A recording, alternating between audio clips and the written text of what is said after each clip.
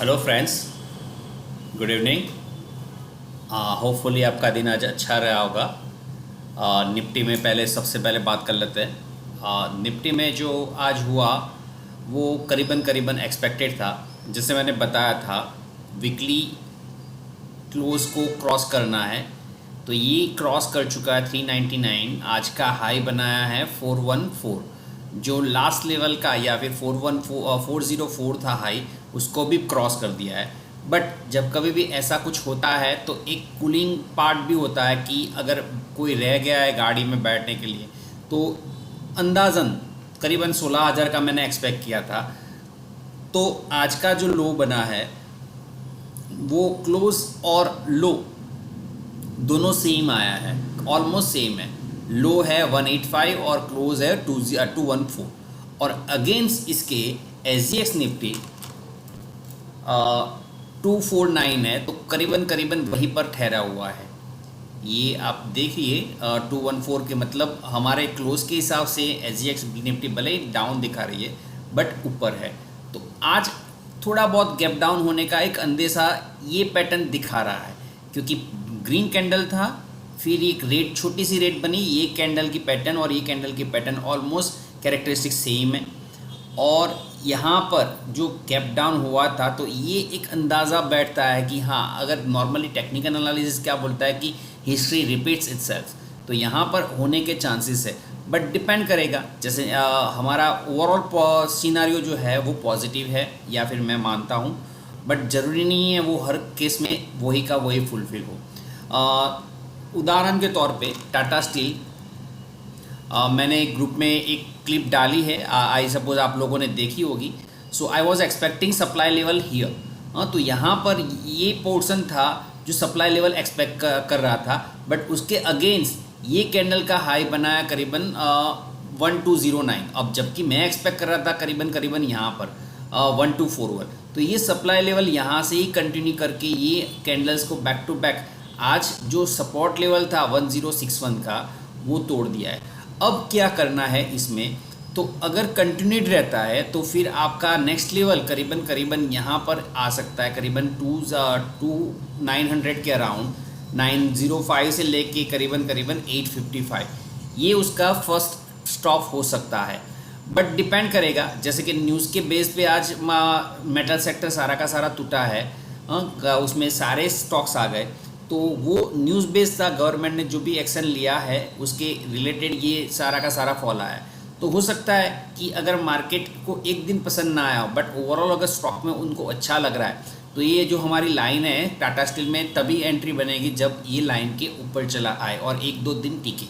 तब तक के लिए टाटा स्टील में आपको प्योर इन्वेस्टर हो तो ही आपको आगे बढ़ना है और परचेस करना है, क्योंकि आई सपोज 51 रुपीज़ का डिविडेंड नेक्स्ट मंथ में उसका ड्यू है। तो अगर आप टाटा स्टील के शेयर्स अभी ले रहे हो तो 51 रुपीज़ का डिविडेंड आपको मिल सकता है। तो ये रही टाटा स्टील की बात। आज जो सेक्टर अच्छा रहा था वो ऑटोमोबाइल सेक्टर था। उसमें महिंद्रा एंड महिंद्रा, मारुति का तो मैं ग्रुप में बता चुका था। अब ये महिंद्रा एंड महिंद्रा ये पूरा का पूरा पोल है और ये फ्लैग कंसिडर कर सकते हो। अब ये पोल एंड फ्लैग का ब्रेकआउट यहाँ पर हुआ था, बट इतना अच्छी तरह से नहीं हुआ था क्योंकि मार्केट सेंटीमेंट के हिसाब से। अब यहाँ पर एक छोटा सा डब्ल्यू बन रहा है, downfall, then little bit off, then down and then it is tried, और ये लेवल क्रॉस कर दिया है 917 का। तो आपका जो भी नेक्स्ट लेवल है वो यहाँ पर है, ये शॉर्ट टर्म सिनारियो में। अगर लॉन्गर टर्म में व्यू में चले जाए तो ये आपको हेड एंड शोल्डर लगेगा। यहाँ से मूव स्टार्ट हुआ था डाउनफॉल, फिर थोड़ा अप जंप किया, फिर डाउन हुआ, फिर ये हेड बना और फिर ये नेक्स्ट शोल्डर बन रहा है। तो ये इसका पॉइंट, अगर मैं इसको लाइन ड्रॉ कर रहा हूँ यहाँ पे, अगर मैं रेस डाल रहा हूँ इस पॉइंट से लेके, अगर ये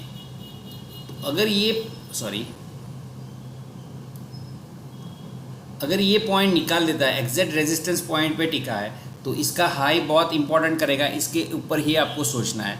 हो सकता है कि आगे मूव होने के बाद थोड़ा रिटेस्ट करने के लिए आए, बट डिपेंड करेगा। मनी मैनेजमेंट में बार बार बोल रहा हूँ, तो वही हमको स्किल डेवलप करनी है कि अगर कोई भी स्टॉक अगर चल चुका है और फिर उसमें एंट्री लेनी कैसे लेनी है। तो आपका जो भी पूरा अमाउंट है वो नहीं डालना है, जो भी आप डिज़ाइन करो आपके रिस्क एपेटाइट पे डिपेंड करेगा, और इस हिसाब से आप प्लान बना के इसमें सोच सकते हो। क्योंकि टेक्निकल में अगर हेड एंड शोल्डर का पैटर्न के हिसाब से अगर मेजर करने जाए तो 605 था ये, सॉरी ओके 700 था मान लेते हैं। 700 से ये पॉइंट है करीबन 920, हाँ तो 220 प्लस का रिटर्न मिल सकता है। बट उसके लिए आपको कितना वेट करना है, तो यहाँ से करीबन नवंबर से जर्नी स्टार्ट हुई थी, नवंबर से लेके मई महीने तक, मतलब 6 महीना आराम से आपको निकालना है और उसके बाद आप रिटर्न एक्सपेक्ट कर सकते हो। थोड़े दिन पहले अप्रैल महीने में मैंने एक स्टॉक दिया था एप्कोटेक्स, ये करीबन यहाँ पर दिया था। जब ये हाई क्रॉस किया था तब मैंने डिराइव करके आप लोगों को दिया था। तो आज करीबन 450 से लेके आज का क्लोज है 641 है क्लोज। हाँ तो ये बहुत अच्छा जर्नी दिया सिर्फ एक महीने में।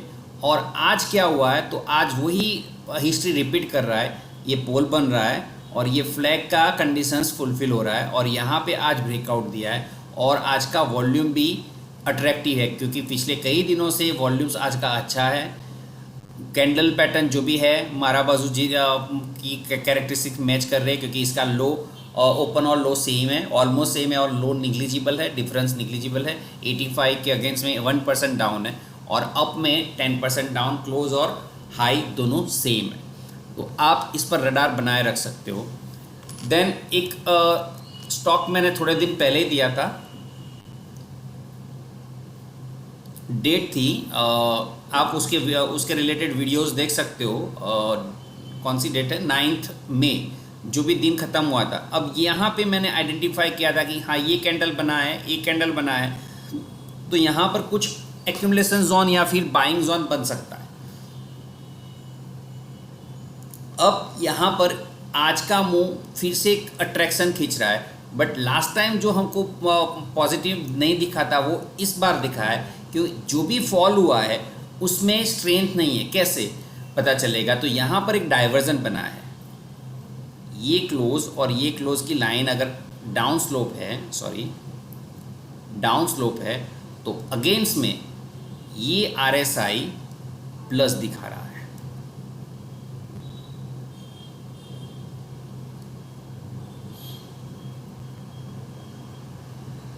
ये RSI प्लस दिखा रहा है, तो एक पॉजिटिव साइन होती है।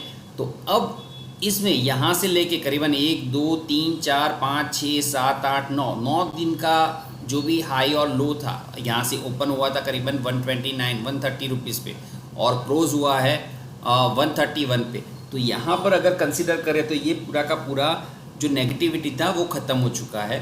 तो अब इसमें क्या करना है, अगर कोई सोच रहा है तो 132 के ऊपर अगर स्टॉक ट्रेड कर रहा है और रुक रहा है तो फिर उसमें अच्छा खासा मूव या फिर जंप आ सकता है करीबन 153 तक।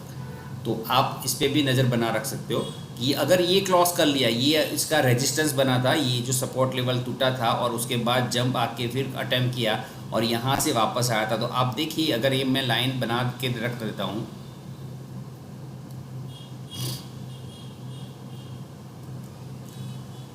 तो लास्ट जो सपोर्ट था अब उसका रेजिस्टेंस बन चुका है। तो ये रेजिस्टेंस पॉइंट 150 के अराउंड है, तो 130 के अगेंस्ट में 150 रुपीज़ भी मिल जाता है तो एक अच्छा मूव हो सकता है। Then one more stock I have picked, ITD cement. Okay,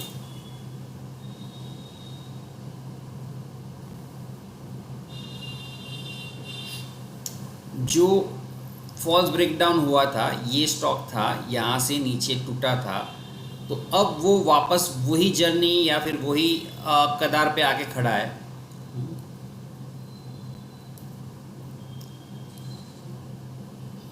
ये उसका सपोर्ट जोन था और उसको सपोर्ट जोन को तोड़ के वो नीचे गया था और फिर आज, कल और आज दोनों दिन उसने पॉजिटिव मूवमेंट, अच्छा खासा पॉजिटिव मूवमेंट दिया था और आज का वॉल्यूम भी काफ़ी अच्छा है। हाँ, वैसे वॉल्यूम तो यहाँ पर भी हुआ था बट हाई क्रॉस कहीं नहीं किया है। तो आपको वो देखना है, हाई क्रॉस करे, यहाँ से देखो हाई क्रॉस किया था, फिर नीचे वही लेवल पे आया, ये कैंडल का आप रिपीटेशन बोल सकते हो कि ये कैंडल में वहाँ तक ही, मतलब यहाँ तक वापस आएगा शायद 61 तक। हाँ, तो 61 के अराउंड भी आपकी एंट्री हो तो काफ़ी अच्छा रिटर्न आपको मिल सकता है। अब मेरी नेक्स्ट जर्नी करीबन 72 के अराउंड हो सकती है, और फिर वो अगर निकल जाता है then 79, and then next journey is 86, then next swing high 95। तो ये आपके लेवल्स हो सकते हैं। वैसे तो काफ़ी, अगर कोई देख रहा है कि कहाँ से टूटा है, तो ये इसका ये स्टॉक था करीबन हाई 2018 में, बहुत अच्छा परफॉर्म कर रहा था, बट फिर 2020 में ये करीबन लो बनाया इसने 28 का, और आज आपको मिल रहा है 64 में। तो ये आपको देखना है कि हाँ किस तरह से एंट्री, ये आपका रेजिस्टेंस हो सकता है 73, और फिर उसमें आप अपना जो भी शॉर्ट टर्म या फिर स्विंग के लिए लिया है तो यहाँ पे एग्जिट ले सकते हो। ओवरऑल स्ट्रक्चर अच्छा बनने जा रहा है, तो मुझे लग रहा है कि हाँ आने वाले दिनों में अच्छा परफॉर्म करेगा। But when you are playing for the swing trade, then 10%, 20%, 30% वो आपको डिफाइन करना है, और आपका जो भी मैं मनी मैनेजमेंट बोलता हूँ उसी के साथ आपको आगे बढ़ना है। So that's it for the today's. कल के मुनाफे की तैयारी के लिए इतने स्टॉक्स मैंने निकाल कर रखे हैं। Hopefully you are enjoying it, so please subscribe it अगर आपने सब्सक्राइब नहीं किया है, like it and share it with the friends. हाँ, तो एक यहाँ पे अर्निंग है वो आप भूलना मत, करीबन ये डेट है, अर्निंग की डेट है 26 में, तो ये हमको फोकस में रखना ही है। तब जब आएगा तो फिर जो साइड भी एक्शन होगी, करीबन अर्निंग डिक्लेयर होने के बाद करीबन मैं और नॉर्मली एडवाइस करता हूँ 15 मिनट के बाद ट्रेड करना चाहिए, जिससे आपको क्लियर पिक्चर मिलेगा कि जो भी नेगेटिविटी है पॉजिटिव, क्योंकि वहाँ पे बुल और बेल की फाइट होती है, वहाँ पे फिर हमको थोड़ा दूर से देखना है और फिर राइड करने का ट्राई करना है। That's it. Thanks for watching, be connected, thank you.